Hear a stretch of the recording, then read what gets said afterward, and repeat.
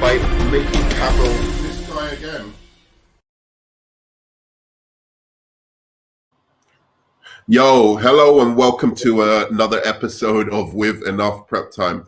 I'm your host, the Nerd Man, and today I'm here with K-Dot, and we're here to discuss, by the way, we don't know each other's opinions yet on this, but we're here to discuss Juputer's Legacy versus The Boys and Invincible.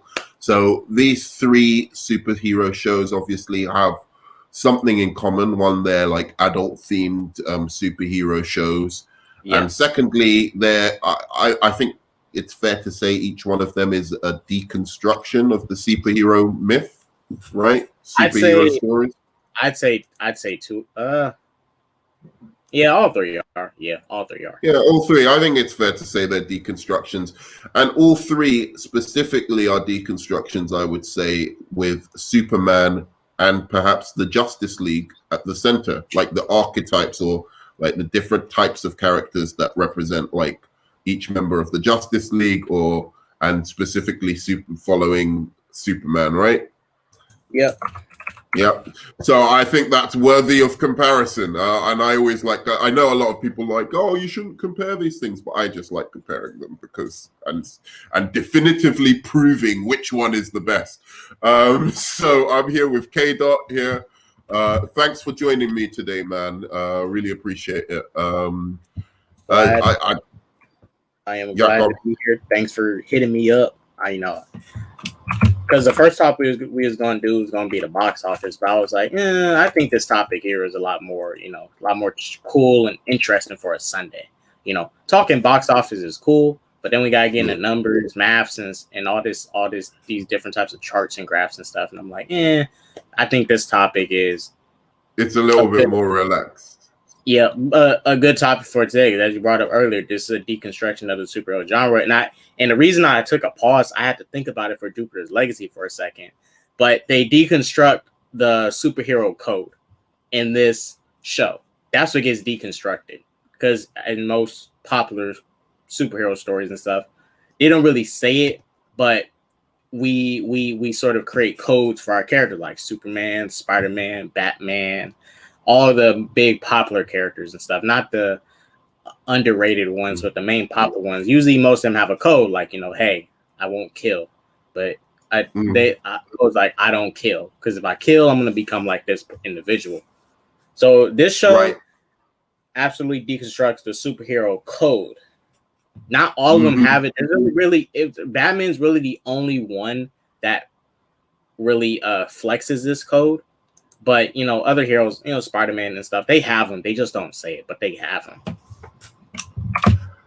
Yeah, it's kind of interesting to me because, like, the Justice League, I would say Superman definitely has a code. Like, he doesn't kill. Oh, yeah, I agree. That but you're right. More people associate the no-kill code with Batman than they do Superman. But to me, I would think Superman would be far less likely to kill than Batman, right? Oh, yeah, someone could probably push Batman to kill before Superman. But because of all the deconstructions we now have of Superman, which brings us to this point, Superman's almost associated with like being like a dark character, like on the edge or something. Like he's not that hopeful character, that Boy Scout who'll always do the right thing. They've tried to muddy him up a little bit. And that's kind of what I want to talk to you about in this episode. I did a review discussing this. But like one thing I want to say just before, an interesting thing. Did you know that when the superhero no kill code actually started with DC? I think, wasn't it when it started with, if I'm remembering correct, it was with Batman, and I think an editor was like, Batman should never kill, and it wasn't like a direct, it wasn't like a rule, but it was an idea of, we don't want like these, super viciously savage characters on comic books and stuff. We need to have some characters that are, good people and stuff.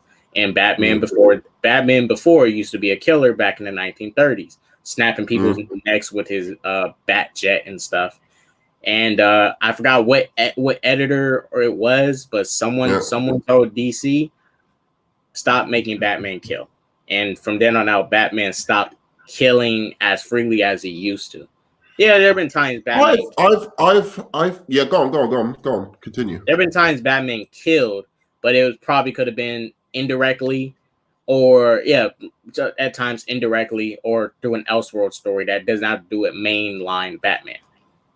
But that's what I remember. I remember it was back in the day. Some editor, I don't know who his name was, said Batman cannot kill. Stop doing it. Someone had Bob Kane and Bill Fingers like chill on it. Someone, I forgot who it was, but someone did.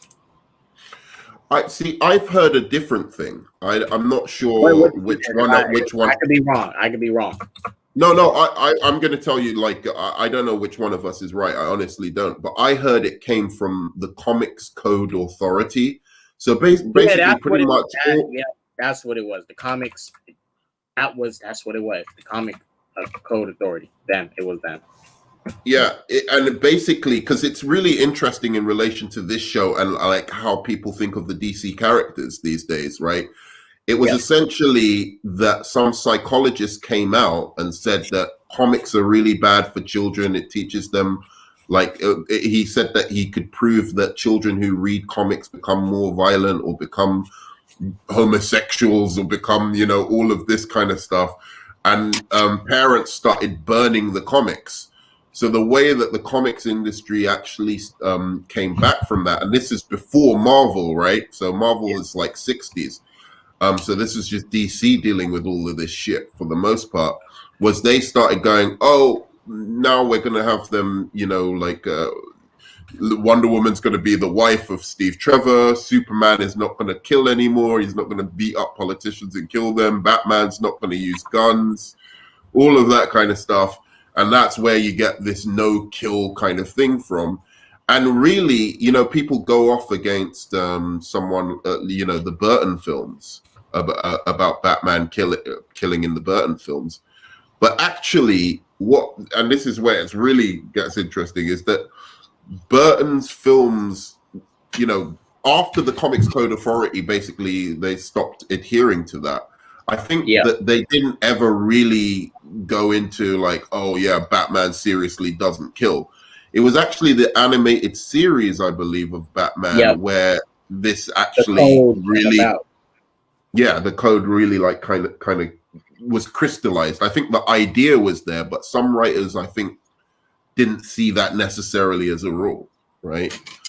So when people complain that Burton's Batman kills, it's like kind of funny because like that wasn't even a Batman thing, I think. But I might be wrong about this. I might be completely wrong about this. But anyway, let's go on to the main topic, which is you've watched Jupiter's Legacy now. What did you think of it, man?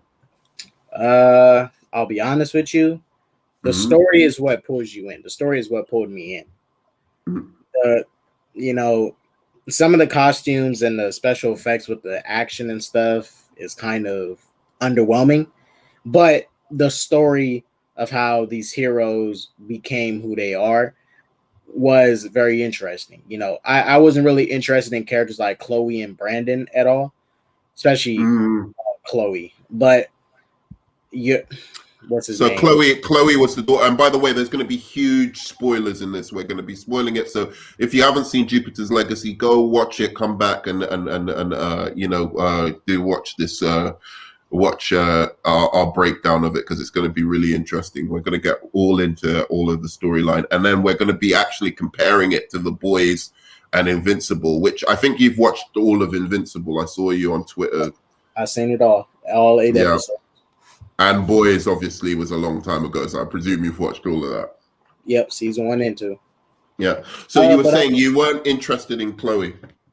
Yeah, Chloe and Brandon was far from interesting to me. What was interesting was Utopian, and it's the code that he's trying to stick to. And I like that he's trying to stick to this code because as they explain it further, when they dive into it, you figure out what his dad did, how Walt and Utopian sort of feel like their dad abandoned them. And it also is a reflection of how Utopian does not want to, he doesn't want to do stuff like his father, like, kill himself and abandon his loved ones and people he care about and stuff. And also he doesn't want anybody taking other people's lives. Just, because that when his dad committed suicide, he had that episode at his funeral that was very traumatic for him. Just seeing his dad committing suicide was traumatic enough for him to not want to see death again. And it also, I think, in the episode when that psychologist was talking to him about how he's a narcissist and stuff, about his role and everything. And, that was brilliant, dude. That whole episode, and I won't spoil it, but there's a twist at the end of that episode that I thought was fantastic. I really liked that, actually, with the psychologist. Yeah. And see, the thing about this is, like, the most interesting about this to me is Utopian and the code that he's trying to stick to. And as they're explaining further about why he's sticking to this code, and as we said earlier, in the comic book genre and stuff, heroes have codes and stuff. They don't kill, and sometimes you have people who are fans that go like, "Man, superheroes never kill, man. They're lame. Why doesn't Batman kill Joker, man? He's just wasting time." That type of stuff. And this show is like explores that, basically. It explores it. But see, this is my thing with the show where I have kind of issue with it, a little bit of issue. And it goes with the young heroes, mainly the young ones. The older ones, they understand it. These young heroes, I don't like. They know what they signed up for. They know what they're getting into, and they've been doing it. I don't know why some of them are being so shocked at the fact of how you can lose your life being a hero and stuff. Because as you see, all of them are just so ready and willing to, like, man, let's kill some of these villains. I'm like, is this the first time the villains start killing people? Because they make it seem like the villains never killed before. Yeah, I mean, the thing for me that I think the villains I think they were trying to capture, like, the comic book feel, trope. Like the trope that, even the villains don't kill, even the villains aren't lethal. They're more just there to cause chaos and stuff like that. But I think, that's why I think when they did the flashbacks, Nerdman, they should have showed that stuff and showed, like, because Utopian's wife keeps on bringing up the Utopian, hey, this isn't the 1930s anymore. And from what they're making it seem like, is like, just like you said, they had villains, but they wasn't like really killing and doing mass murders on the scale of what our comic book villains do nowadays. So I wish they showed it. Not really tell us, show us. That would have been good. You're right. That was missing. So, I mean, I'm going to, like, put my cards on the table just with this, but I think you made some really good points there, and about, like, them, because I really liked the show. I thought it was a really interesting show. I thought that some of the cheesiness of it was because they were trying to play up the cheesiness of, like, the 30s comics and showing how it contrasts with, like, the modern day. Like, it's like these characters don't fit in. They look odd even on screen. And I know that there were a lot of complaints about that, but I feel that's what that was doing. Yeah, that's what I noticed. You're right. Like, they should have shown that superhero action that existed before from the 30s and 40s and stuff like that, and seen those campy kind of villains that you would have got back then, and seeing that, the superheroes could kind of handle it and save the day, and everyone was like, hooray, he saved the day again, like how people used to do in the comics, and then compare that to what they're facing nowadays, where, like, it's just much more a divided world and much more cynical and stuff like that. So just to show how the times have changed, because they make it apparent that just like how it's just like in real life, how parents go like, man, back in our day, we didn't have all these we didn't have all this violence and stuff happening and whatnot. These kids are crazy to how some parents do that. It's a generational thing. They go like, back in our day, people wasn't doing this type of crazy nonsense. That's what this show is. There is even Walt notices the changes. Like Walt is willing to kill, and as we've seen in the final episode, Walt killed his own daughter. And that was his daughter, right? The Asian girl's his daughter, which is kind of a pity because I thought she was quite a cool character. I was like, why kill her off like that? I did think that was it was kind of cool that he did that to show how villainous he was, and he's quite, for me, a good villain. That was like a good story arc like that he had, and you saw how like that arc kind of came about. But the daughter was so cool. I thought she could have joined him, rather than actually rather than him having to kill her. What do you reckon? I mean, she was. She you didn't like her that much? No. Well, you want to know the first thing I thought when I saw her? Yeah. I was like, oh shoot, another cool cliche Asian badass with a katana. It's like all right, I guess. I mean, you got to have your Asian badass with the katana, so they're filling in that slot. But I think she was supposed to be like Psylocke from the X-Men, though. I think that's the trope they were trying to go with. She gave me vibes of who's that chick from Suicide? Katana. Katana, yeah. Katana when I saw her, I was like, Katana? Because you gotta have that look, the mask and everything. Didn't have the tattoos, but she had that look of Katana. But she has the telepathy. She's like a telepathic ninja, like Psylocke. But God, here's what I want to get into. So we've got to start like going into this debate now, because basically, I think you're a little bit crazy with this, man. Like your criticisms have been spot on, but I think the good far outweighs the bad in this. Like so far outweighs it that I think this is one of, if not the best. Like I'd say Daredevil. The TV show Daredevil, and I'm trying to think of some others, but I think this is really top. I think this is up there for me, and I'm going to give you my reasons. I presume then, do you like Invincible and The Boys more, or which ones do you prefer? Out of all the three, I think I love Invincible the most. I love them all for different reasons, and I'll explain it. Okay, so you like Jupiter's Legacy, but you prefer Jupiter's Legacy. What it is, it's story. It's more story heavy. It's not. It's definitely, the action is not the draw at all. The action is not the draw. The story is the draw of the characters, the acting, how it is also sort of a period piece in a sense, and it's not.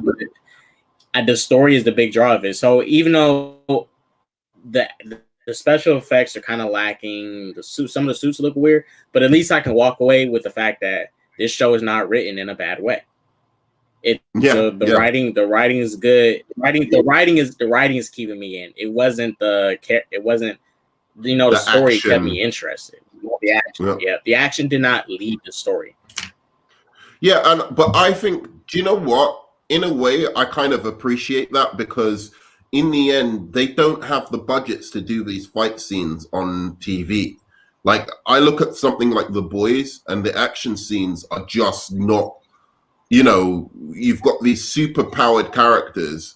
I remember that girl fight at the end of Boys season 2, right? And it's like, you've got these super powered characters, and they're just having like basically what is a normal fist fight that any normal person would have. Underwater. And it's like, dude, you can't do all of this. I mean, I suppose like the budget for their big action scene is probably for one a season, so in a way I was like, fine, just try and explore the morality of the situation. And I'll say this is basically it. Jupiter's Legacy is like a deconstruction of superheroes. It's a deconstruction of Superman. But for once, I'm so happy to see a deconstruction of Superman that isn't a deconstruction saying he's evil. What are the implications of him being evil? I've seen that so many times now, both in comics, in computer games. It's always this evil Superman Video trope. game. And this is the first one where it's like they do a really good job of telling the story, but they also do a good job of like exploring an aspect of Superman that isn't often explored, which is his code. What would be the implications of him stubbornly being what he believes to be good in a world that's imperfect? And I think that's so much more of an interesting story to me than most of what's going on in Invincible and most of what's going on in The Boys. So how would you how would you respond to that? I agree, because look, and because this is the thing. Hello. This character Utopian is very much a Superman type of character. He's a leader of the team. He's the one that everyone looks to. He's the one who established the code. He is the hope of the what was the name of the team again? The Union. The Union. He's the hope of the Union. He's the leader. That's what he is. And when you bring up the fact of how this is Superman, but it's not an evil Superman. They're exploring his code and how his code, what they're looking at the actual effect. They're looking at the actual consequences of this code, and Superman being stubborn and stuff and being the way he is, and the consequences that can come for that. But it's all to help him and keep him sane. Compared to The Boys and Invincible, this thing, Omni-Man, he's very much evil Superman. In Omni-Man's case, he's a person that is just a person of his own culture. He goes to other planets, kills the weak, keeps the strong. So sort of a conqueror, like Vegeta from Dragon Ball Z. They're conquerors. That's what they do. That's the culture of his planet. He's just stuck in his ways. Homelander is a bratty kid who, if he doesn't get his way, he's going to blow up, and he's going to hurt you if he doesn't get his way. But he's also another evil Superman type. He is Injustice Superman, but just a bigger brat. But this right here, I think it does a different take of Superman. While you can still keep the character good, but you just take another aspect and do like something more realistic with it. Unlike trying to do something like, I don't have to bring it up, but what Zack Snyder was trying to do with Henry Cavill Superman, make him evil and stuff. It's like, we already seen this. You've seen it so many times. How many times do you need to see Superman be evil and stuff? And it's kind of funny because I was watching this show and thinking of Zack Snyder, and I actually like Zack Snyder's Justice League. I know like a lot of our community aren't as big on it as I am. I think it's actually a pretty decent movie. But I don't like Man of Steel, and I don't like I like aspects of BVS, but definitely Man of Steel bothers me to no end. And that's mainly because that's a deconstruction of Superman. So when you have even like this notion has taken root of this idea of Superman as something we can't trust, a principle, an idea that we can't trust so much that writers can't conceive of actually exploring him for what he's supposed to be, to the point that even the person responsible for making an actual Superman movie, not like The Boys or that's purposely trying to be a deconstruction, or Brightburn that's purposely trying to be a deconstruction, but actually the writer of the actual film Superman is exploring him character, as a deconstruction. And this show, like I appreciated it so much, and I was like, Zack Snyder should watch this show and be ashamed, because it shows how little imagination he has, that he can't think, that the people at Warner Brothers couldn't think of a let's say a more PG version of this. Yes, this is more unique in aspect of, like you say, it's not super cliche, it's not super obvious. Like, there have been many people for years, long before the 90s and stuff, that have been wanting to see moments of like Superman just going full out, like boom, just unleashing everything, his rage, power, all that.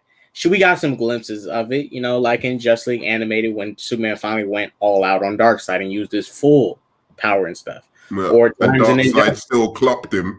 Right. I always loved that. Darkseid still fucked him up. That was a great fight. Or times in Injustice when Superman actually did go there. He killed Joker. He did something Batman couldn't do. Cool moments, but at the end of the day, it doesn't last in the long run because it's like it's not the stuff Superman does, and this character we expect better of him. It's so easy for Superman to become evil and act evil. It's easy to go down those routes. That's the thing about, you know, not trying to go there, but thing with temptation and stuff. It's so easy to do these things that are tempting, but it makes it makes you much more stronger if you don't fall victim to these temptations that hit you. You know, I'm not trying to go that route of religious stuff, but you know, I'm taking it out of it, but just temptation in general, anything, you know. Yeah, but it's also to me just the laziness of their imagination, the laziness of writing, that they just think, oh, that's corny. That idea is corny, and you can't take it seriously, and you can't explore it, and you can't make a psychologically interesting character from somebody who just wants to do good and wants to keep a code and be an inspiration to people, right? To also be good, right? And then this show comes along and does that immediately, and it works for me. But here's the interesting thing, K-Dot. Have you seen the reviews on this thing? I have not seen the reviews. The only I have not really looked. This is the thing. I kind of don't look at reviews as much because when I have my opinion of it and I like it, you know, I stick with it. If I see a trend of majority of people getting on it and disliking it, you know, then I'm gonna check them out. All right. So at the moment, it has 6.9% on IMDb, and it has 39% by the critics on Rotten Tomatoes. Yeah, it's not even that bad. I think this is what I think. This is what I honestly think, Nerdman. I think people went into this wanting a like an action-packed superhero story. Not all superhero stories are action-packed and stuff. I liked this, you know, because this is the one times where the story beats the action. It beats the colors, the bright effects.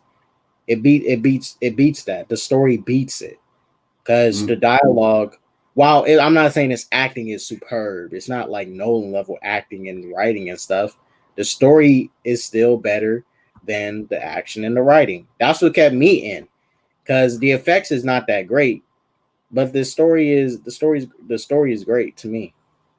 But I mean, look, this is the thing that's interesting to me. Like, so I'm obviously a fan of exploring like this deconstruction in this way. Now, I like both The Boys and I like Invincible. I don't think they're bad at all. I would never, you know, even though I'm fed up of that treatment of Superman, and I do believe it's quite lazy to keep making them continue evil. to make like these Superman's evil. It's like, okay, I get it, but in a sense, they're entertaining. They're well written. They're entertaining. They've got like good characters, you know.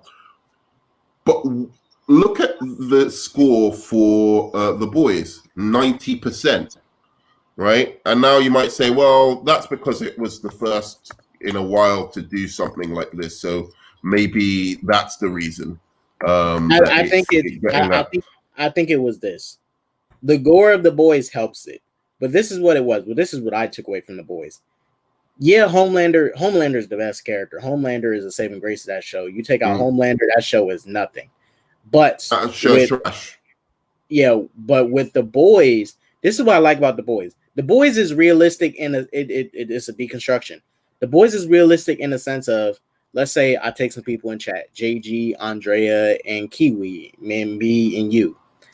I guarantee 4 of us will be just like the heroes and The Boys. Will be self-centered, probably douchey, because when you give people power, Sometimes people do not know how to handle power. People do not know how to wisely use it, which is it's a human thing. It's all good. It's like if you give someone a lot of money. When you give someone a lot of money, what's their first thing they're going to think about doing? What can I spend this on immediately? Not of what can I wisely spend this on. The Boys is a realistic take of how if you gave people powers, if you gave the majority of people on this planet powers, we would probably wipe ourselves out. And there would only be a few that would be like you know the characters like what's her name? Stargirl and not Stargirl, that girl with the powers that her hands light up in The Boys. Starlight. Starlight. Starlight is not perfect, but she's a person trying to really do good. But she's one of the few on her team that genuinely want to do actual good. But everyone else, like A-Train, Queen Maeve, Homelander, they're all even the Boys. I fucking hate. Everyone seems to like him, but I fucking hate Butcher from The Boys. He's like my least favorite character. Like one of my least favorite characters. Butcher pissed me off at the end of season 2.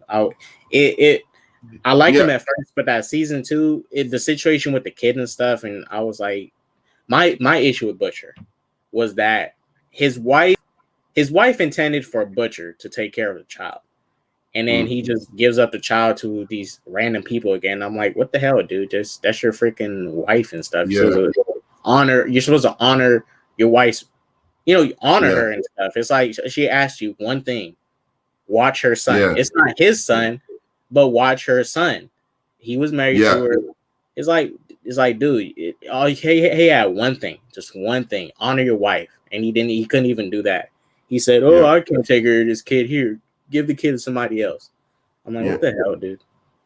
All right. So the question I was going to ask, I know he pisses me off though as well. And you're right. But like the question I was going to ask is, Invincible has like 98% like on Rotten Tomatoes. So the reviews in general, and even the audience scores 8.9. So even if you take away what the actual critics are saying, even on IMDb, and no one's review bombing these guys or anything like that. So you can pretty much say that this is an accurate reflection of people's actual opinions on this. And the one that's closest to Superman, the ones that's closest to the Justice League, where the Justice League are actually struggling with or wrestling with the ideas of what is central to comic book characters, which is this belief in doing the right thing, doing the good thing, self-sacrifice, all of that kind of stuff, and how that impacts like the next generations. And looking at that kind of quite realistically, that is the one that gets the least, that has that is reviewed the worst by the masses. And that makes me feel like, what kind of world are we living in? Am I truly alone in this feeling that that's the more interesting story and that's the way these heroes should be explored? Is Zack Snyder right? Or is everyone so cynical that they just couldn't accept a really good Superman? What do you take? What's your take on it? I think. Sorry, you're breaking up a little bit. You're breaking up a little bit. When people looked at Juputer can I remove you and put you back in? Because you're breaking up.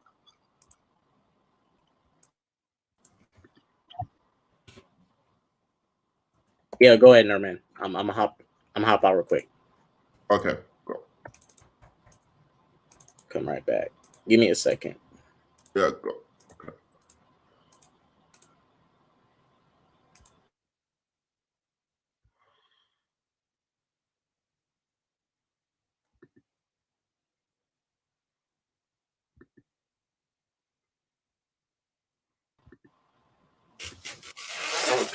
All right, can you hear me now? Okay. Yeah. I can hear you better, man. So say what you were saying, please. I think it's this. I think people, when they went into Jupiter's Legacy, They expected, because we just came off The Boys, we came off Invincible, and it's just a general thing. I think people expected more or less the same thing. You know, you're coming off mind you, MCU shows too. And don't get me wrong, the MCU shows, as far as live action, are the best looking shows when it comes to superheroes right now to me.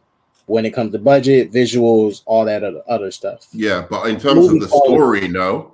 In terms of story, no, but movie quality, look of it, yes, they finally done it. Yeah, I think Jupiter's Legacy, what could have really helped it was having a much better budget and better budget around the special effects and all these other things. On Twitter, I did see people ragging on the special effects. And I did see people ragging on the wigs and stuff. You know, the wigs. People was ragging on this stuff. Like, they was ragging on the technical stuff, the technical aspect of it, not really the story. That's what I noticed. But I just think the story is so strong. And going even past the code stuff, like, I think each character has like real depth, and they explore them like quite seriously. And you said you didn't like the daughter. I actually really liked her. Like, I thought she was like one of the most interesting, and I liked the relationship. I enjoyed the relationship between her and her father. This is why. So the character we're talking about, just so that everyone knows, is Chloe Sampson. Yeah, yeah. So this is why you didn't like her. Go on. Yeah, I don't think.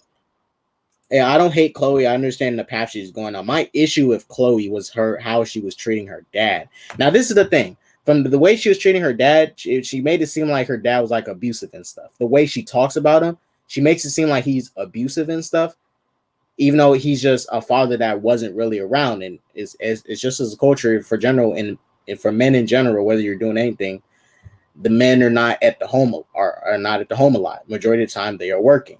Now, in a Utopian's case, he's being a super all the time. He's probably not getting paid from it, but he couldn't be there all the time because he's going out doing something for the greater good for everybody.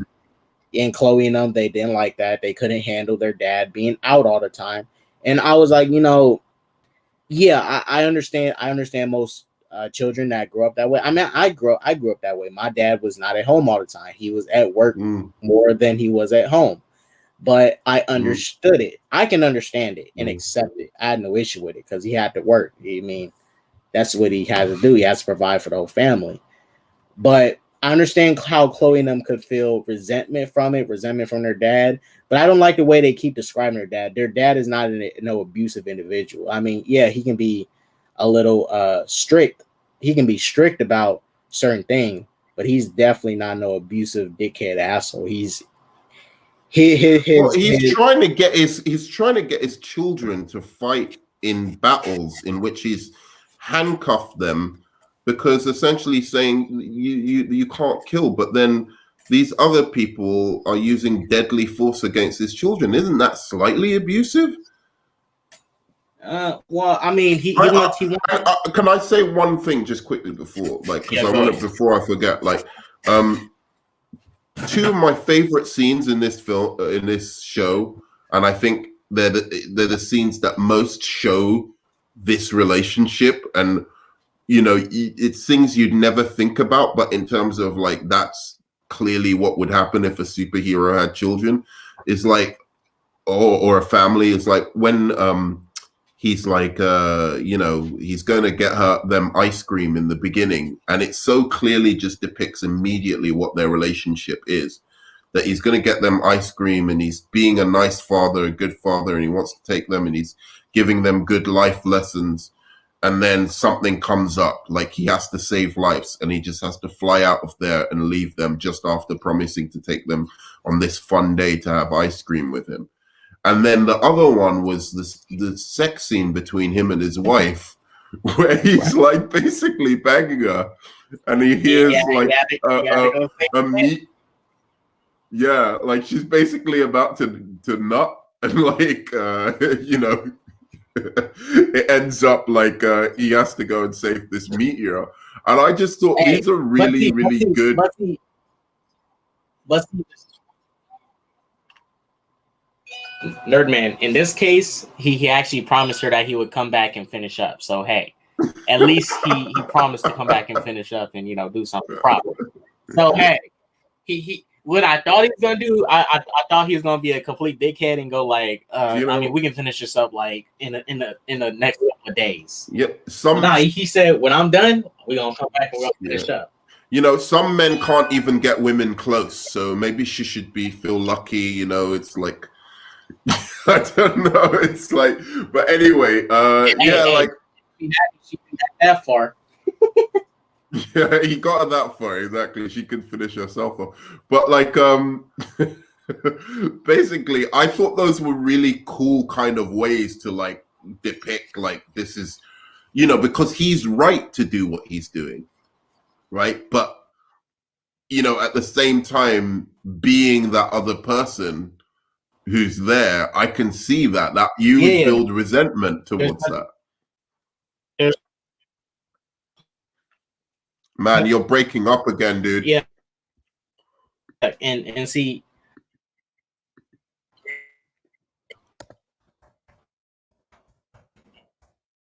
breaking up again, dude. It's hard.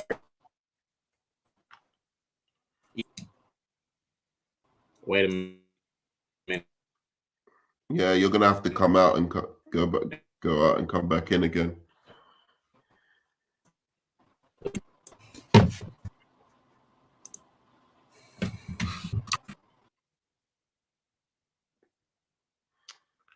Yeah, anyway, so I mean, I'm just curious about, like, as I said, like it seems like we're both on the same page. We enjoy all of the shows, but I'm just interested in the reception to this show and why the reception is quite so bad. Yo, how's it going, man? If you wanna come in, Master Swag, let me know. I can send you a link, dude.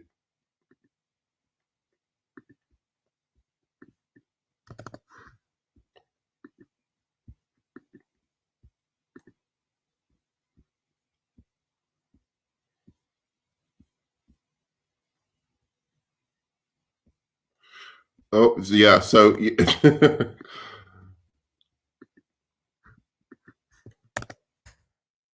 yeah. So, as I was saying, I think that the interesting thing is the reception to the show, and I'm wondering why people haven't taken to this thing, because I think the characters are very fleshed out. It's very, very well written, and to me, it's the kind of storytelling I really love in comic books. And it's actually come to life. So it's doing something very, very different with the superhero genre. Whereas the thing that isn't really is Invincible, which again, it's a well-written show, no problem with it.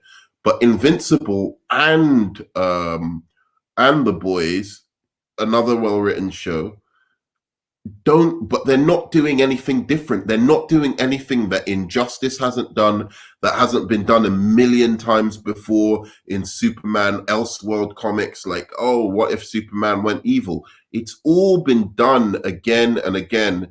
The person corrupted by power, that has already been done. So it's just a kind of repetition of the same theme, but just with different kind of window dressing. Whereas this, Jupiter's Legacy, genuinely did something new, and it explored these characters in a much, much more meaningful kind of way, as I said. I'm hoping somebody comes back to the. Oh, he comes back. Oh, okay.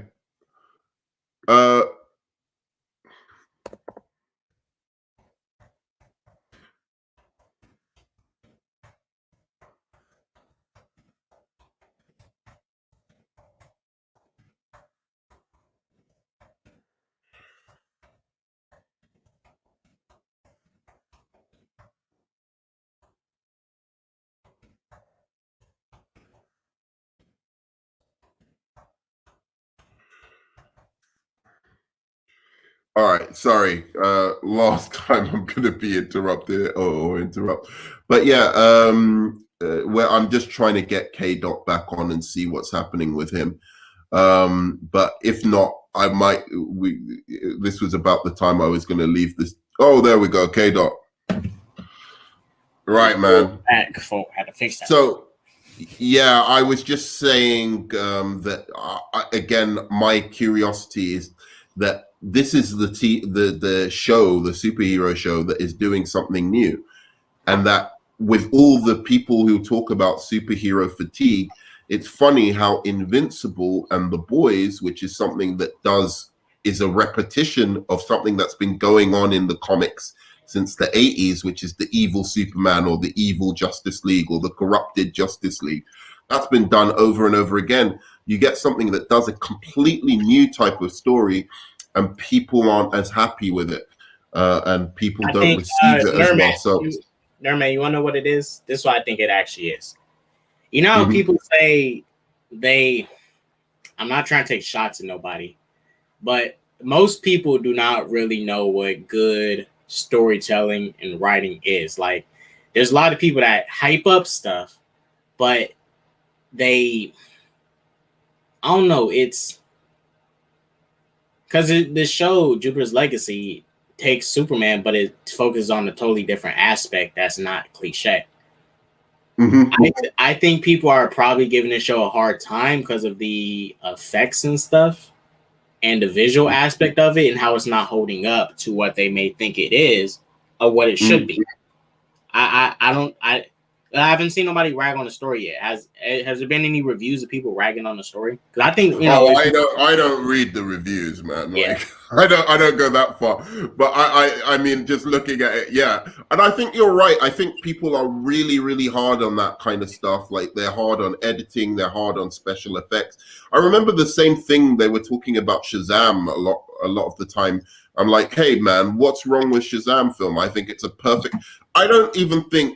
I think it's hard not to like that film because it's like, it's just,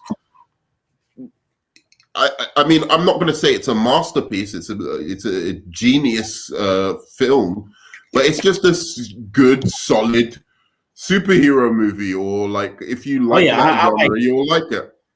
I like Shazam. The only thing lacking to me in Shazam is the action aspect of it. But other than that, I like it. I've seen the movie like more than 3 times. So, yeah.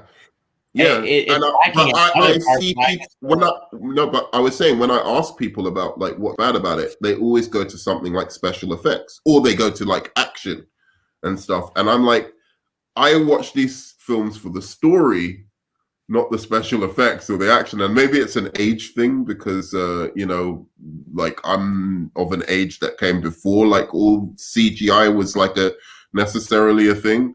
In reality, I think that's what it is.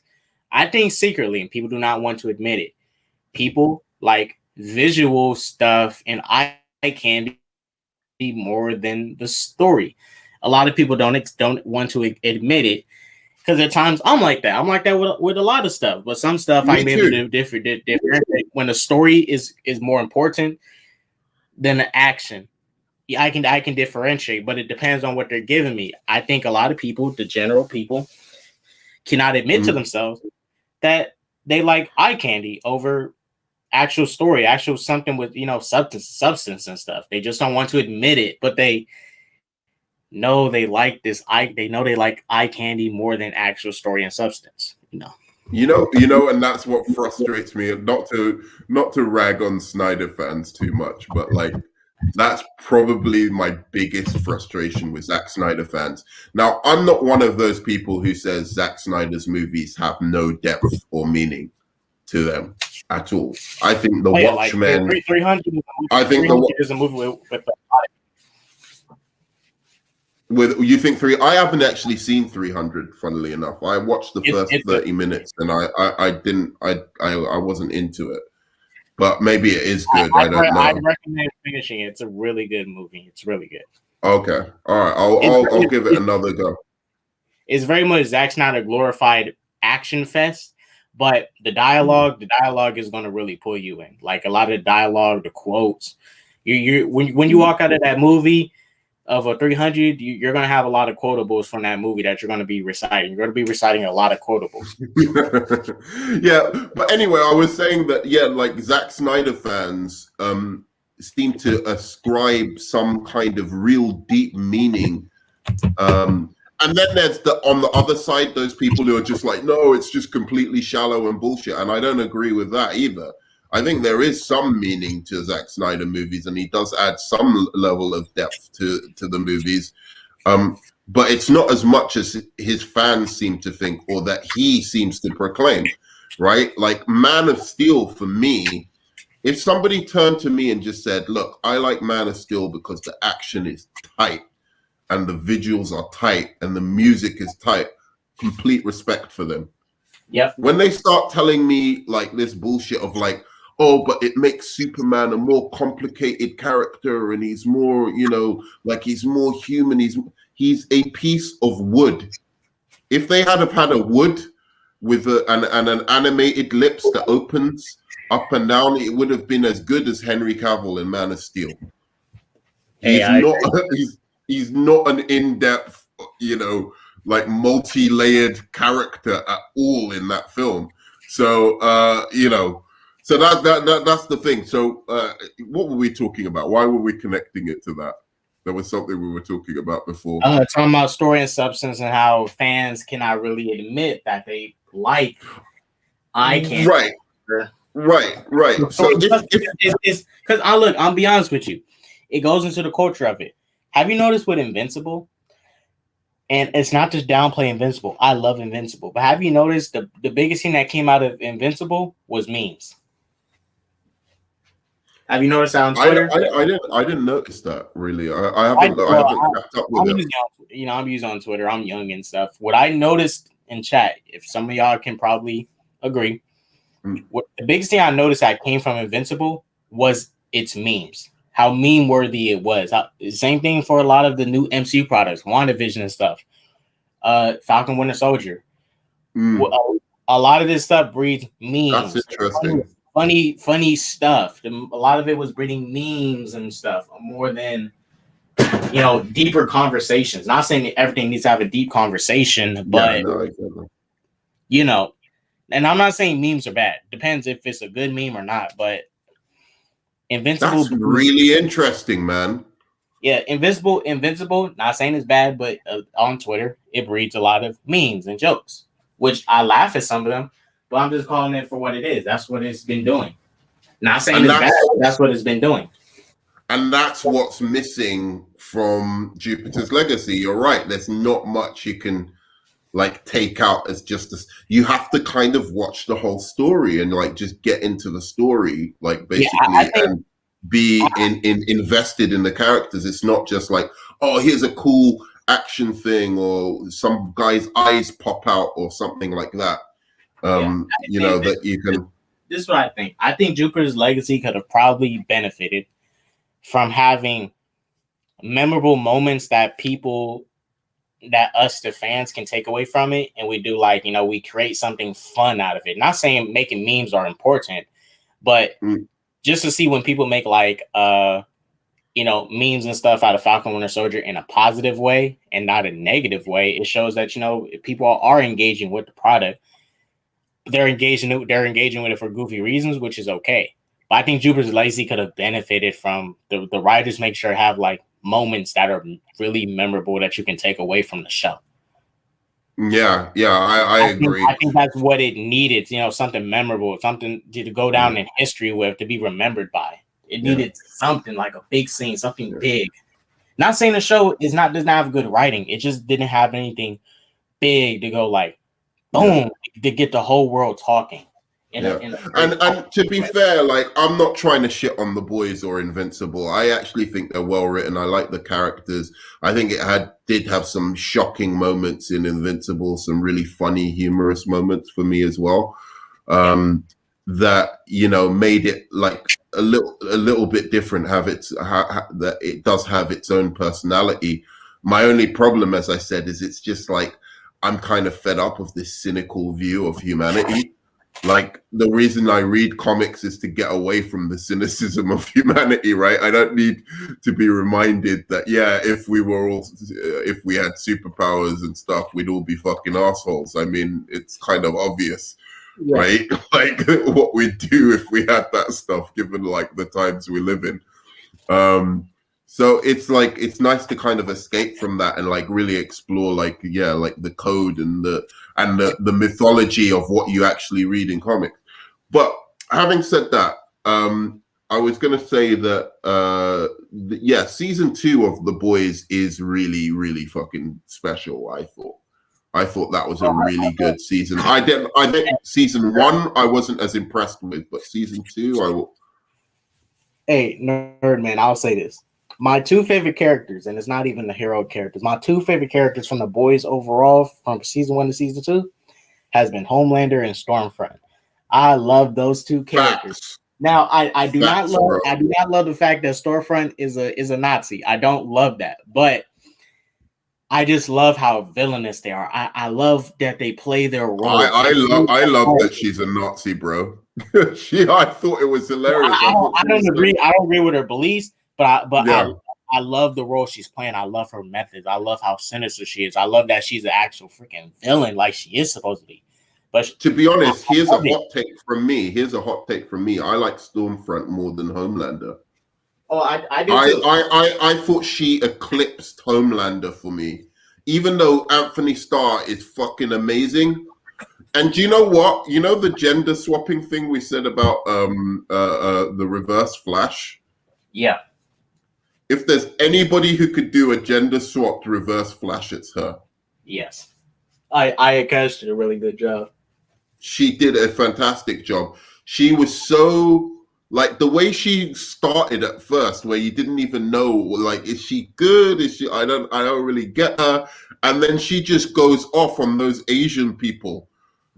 in like when she blows up the building and just goes off on the Asian people, it was terrifying in a way that I'd never really been scared of Homelander. Yeah, then this is the thing. Her hate is a selective hate, right? She has like a Homelander. With him, it's like anybody can be dealt with. Homelander does not care if you're black, white, whatever. He'll kill anybody. He doesn't give a fuck. He just wants. Which I like about him. Stormfront, she's selective with her hate and who she's going to let slide and not. Just like with Stormfront, you know what to expect with Homelander. I mean, you know what to expect with both of them, but with Homelander, it's like his hate is more of an equal hate. It's not really a selective thing. Mm. Stormfront is very selective to a fair group of people, but she'll let another group slide. All right, so here's the question. We have each, in each show, we've got a team. In the Jupiter's Legacy, we've got the Union. In The Boys, what do we have? The 7. And in Invincible, we have what were they? The Guardians of the Globe. Guardians of the Globe, right. So, who wins in a super fight, first of all? Dang, can I be honest? Because all these teams are downgraded Justice League members. They all suck. Wait.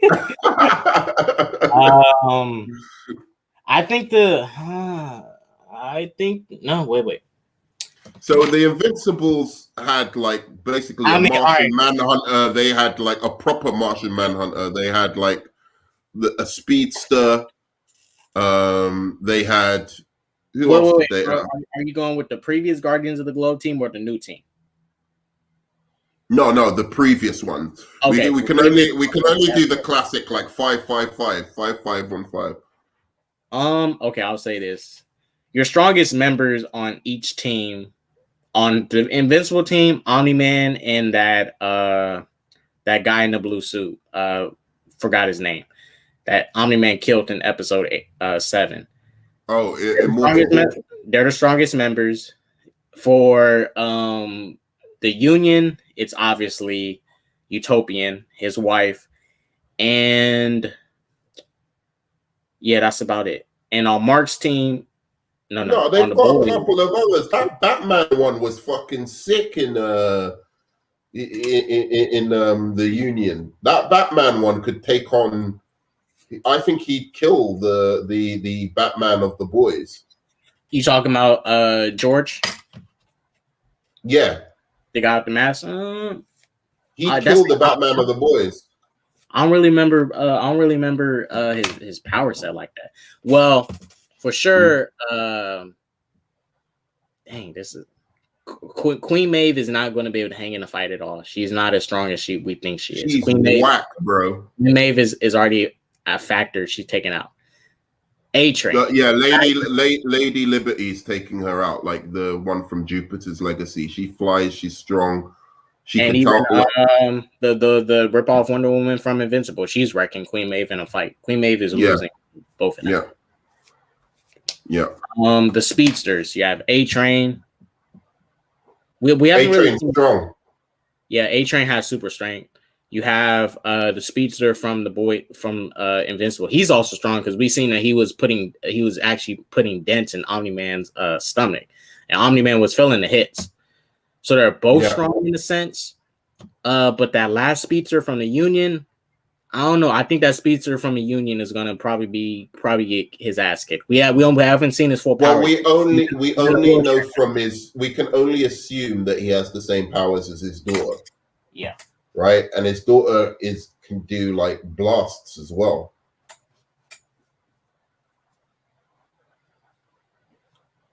So that's a kind of interesting one. That's an interesting matchup there. I think the Invincible team might win.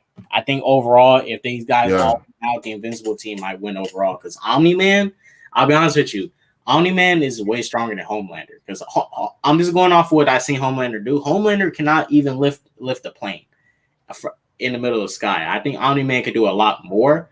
Omni-Man took out a planet in seconds.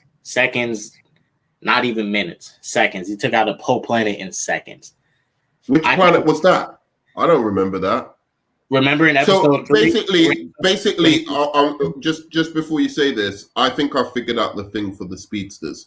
We can't tell. We don't have enough information. Yeah, we don't have enough. I mean, I think A-Train's a druggie, so he's fucked. If we just take it like that, he's a druggie. He's going to be fucked. Yeah. Right. So the other two, we just don't know like enough information, enough about their weaknesses and strengths. So we're on to Omni-Man, basically. Omni-Man and Union, and I think the strongest of the three. I think he's the strongest because from what we've seen, we saw Omni-Man take out a whole planet by himself. He has done that. He's at the level of planetary. Yeah. I haven't seen the Union. I haven't seen Utopian and Homelander actually go all out and show what they can really do. But we've seen Omni-Man show what he can really do. And and this is the thing. The Omni-Man is going to fight at full strength. He's going to fight at full power. He's not going to hold back. So I think Omni-Man, he's going to win because he's going to fight at full strength, full power. Homelander would as well, and Homelander's lasers are nothing to fuck with. Homelander's kind of lazy with his powers because he's really just does the laser vision and try to get it over with. He's kind of lazy with how he combats things. He's lazy. Wait, can I ask something? Has Omni-Man been shown to have super speed? Like real super speed? I know he moves fast, but like proper like Superman super speed. Not that I remember. I mean, we've seen him zip back and forth with. Right. No, I mean not like now. I mean he's fast. But we haven't really seen him like zip. Yeah, really I think they're all as fast as.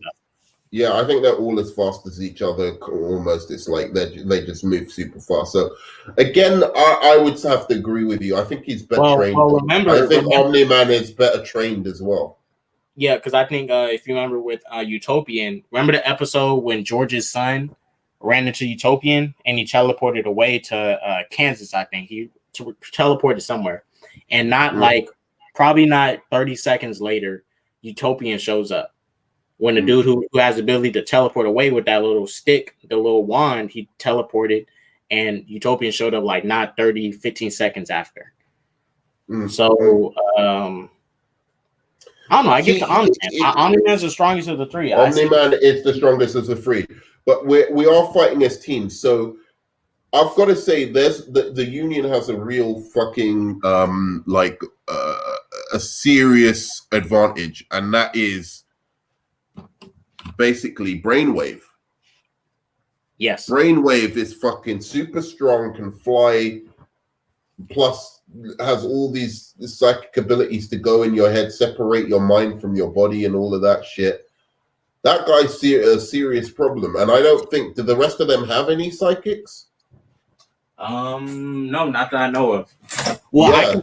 I can say this for sure. The last remaining teams that will be combatants will be the Union and the Guardians of the Globe. But I think from the boys' side, the only one that will be alive is Homelander. Homelander will be the only living member. Do we conclude Stormfront?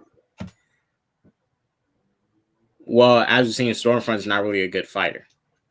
Yeah, exactly. She got her ass kicked by freaking Starlight, Queen Maeve, and Kimiko. Yeah. I mean, basically, if they can do something about Brainwave, I believe that Invincible wins. The Invincible team wins. That's it. Yeah, essentially. Even though, and mind you, the Invincible team has some whack members too, like that fish guy that's supposed to be Aquaman. That's actual freaking fish. He's going to be easily killed by Utopian's wife. A freaking Brainwave can probably kill that fish guy. The fake Batman ripoff. He's not hanging in the fight. He'll probably throw his gadgets and stuff at a couple people. He's not hanging. Yeah. The only people from the Invincible team that will be remaining members in this fight will be the Wonder Woman clone, that guy in the blue suit, Immortal, and Omni-Man. They'll be the remaining three. Yeah, because she was quite tough. That version of Invincible of Wonder Woman. All right, man. So after that, after deciding which of the teams win, I'm gonna give me your final thoughts on what you think of your impressions of the show. Do you recommend Jupiter's Legacy, and do you think I'm right about this reception here is just a very, very bizarre. I think this is the best show I've seen with the lowest grade. Personally, I've never seen a show as good as this with such a low grade. I think you're right, but I think the show could have really benefited from a better budget so people do not rag on the stuff that's easy for them to rag on, because it's easy to rag on the special effects. It's easy, but when these shows make it so easy, for example, Supergirl doesn't do its best to try and up its budget. They don't care, and they make it easy for people to rag and take this show down because they do not do anything to help make it look visually better and stuff. And the people constantly still rag on Supergirl's effects and stuff, and they really just talk about how. And I think it's if Netflix for season 2 can really just upgrade the budget, like they really put it there, and the show looks drastically different visually, then it can help it. Because I hope enough people watch it to warrant that, because the problem is when people see this kind of review on Rotten Tomatoes, they may not give it a chance, and it will be unfortunate, I think, because I think it's one of the better superhero TV shows out there. But yeah, I mean, hopefully, you're right. Nerdman, I guarantee you this. You know that top 10 trending thing on Netflix? I don't believe it. They clearly make their own top 10. I think this show is probably going to be number 1 in the top 10, like this week. Probably is in the top 10 right now. You know that Netflix top 10? No. Share your screen with me if you've got it. Yeah, I'm gonna show it to you because Netflix has like this top 10 list they do now of top 10 most watched stuff. Let me get it real quick. In my opinion, I think this is a very fabricated list. Oh yeah, see, look. Yep, I knew it. It's top 10. in the U.S. today. Here, I'm about to show you. Share my screen real fast. Number one, Jupiter's Legacy. Yeah, it could be. It could be. Oh, it's number 3. I want to watch that. I'm Son of Sam documentary. I'm going to watch that after because I've got Netflix. Yeah, man. Like again, really cool conversation with you, man, about this. I've done like I've done my Super Stream Sunday, how do I put it? I think it's Super Stream Sunday anyway. So I wanted to do quite a. I saw you handing out on your Star Wars stream. I didn't watch, but what Star Wars film was you watching? Oh, New Hope. New Hope. First time I've watched it since I was 8, maybe 7 years old. Oh wow. Yeah. So I didn't remember anything. Did it still hold up? Does some of it still hold up to you in a way? I've never been a big Star Wars fan. I watched The Force Awakens, and I kind of liked it, but I was just like, it felt like I was missing something, and I didn't quite understand what was going on. So watching The New Hope filled in a lot of those gaps for me, and I certainly like it a lot. It was an enjoyable watch. I don't know that it's worthy. I suppose I have to watch The Empire Strikes Back, which is supposed to be like the Dark Knight of these films, and then maybe I'll see why everyone's gone so crazy about Star Wars, because apparently, according to Star Wars fans, mostly there hasn't been a good film since the first 3. Right? That's what Star Wars was. I love the prequels. Now, this new sequel trilogy, I hate it. I love the prequels and I like the original trilogy. But you know how people say, you said how people think Empire Strikes Back is the Dark Knight of the trilogy. My favorite of the trilogy is actually Return of the Jedi. Oh, I think that's. But when you get to it, you'll see why. Why I think it's the best film of the trilogy, in my opinion, because that's where Luke Skywalker truly becomes Luke Skywalker. Cool, man. Look, man, you've got to join me on my next watch for I'm going to do The Empire Strikes Back, man. If you want to join me on that, like,